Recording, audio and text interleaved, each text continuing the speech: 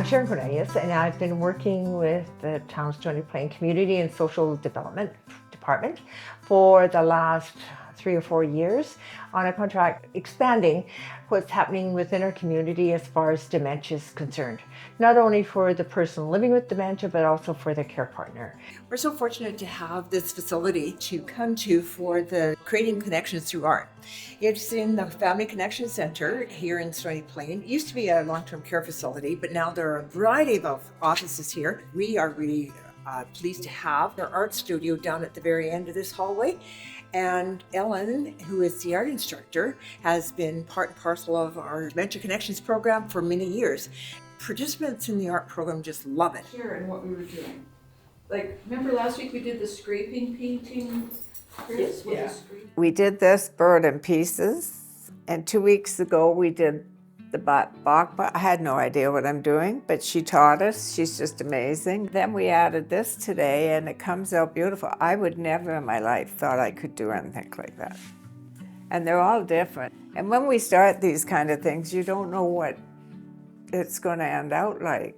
And it seems like you're just splashing color, water, whatever, and then all of a sudden something turns up beautiful, you know. Dementia, I remember describing it at one time at one of our group meetings, how at the early stages of the disease, it's as though you suddenly find yourself thinking for two people. And one of the other participants in the group said, yes, and after a while, you find yourself thinking only for one person, and it's not you. And so I think that that's a fairly good explanation of the progression of the impact of the disease. It's so important. It's not just one without the other, it's both of them together that need the support from our community. And trying to provide or working on creating things that would be beyond what they normally would do and something that really piques their curiosity. And it's just been rewarding to see how the people living with dementia as well as the care partners have connected and become friends and a good group, good support group for each other informally. It's really good to be able to have something for her to be able to go and be with other people that are in the same condition, and to realize that, yeah, they're still doing things and I can do things, and you know, we can discover things and we can do things that we've never done before. And also that, you know, there's a terrible stigma attached to any kind of mental condition. The stigma about dementia is starting to, I can see it lessening as time has gone on with it. And people wanting to know what is being offered in the community for people living with dementia and their care partners, which is huge. When we went into the doctor to give the report, I started telling the doctor, I won't say the word, but bad, where to go. My little 4-year-old, come on, Nanny, let's go out. And then we're sitting in the hall and the lady walks by, and of course I did it again. And he just looks up at her, he's 4 years, it's okay, my nanny has dementia.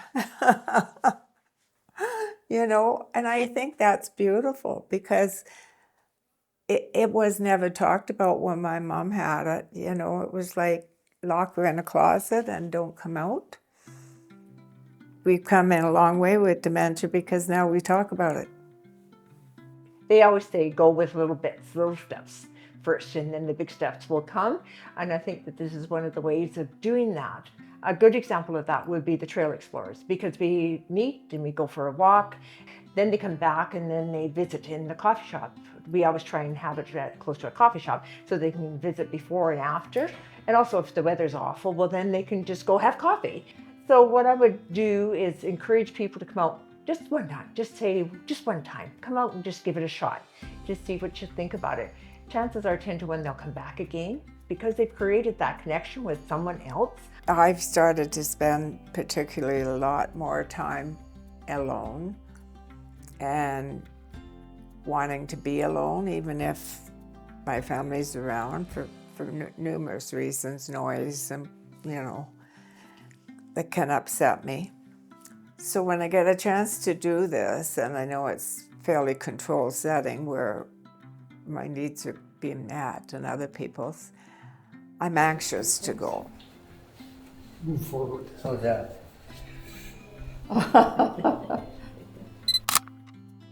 Everyone was like stunning. Like I thought that was the beauty of it, is how everybody does their own thing.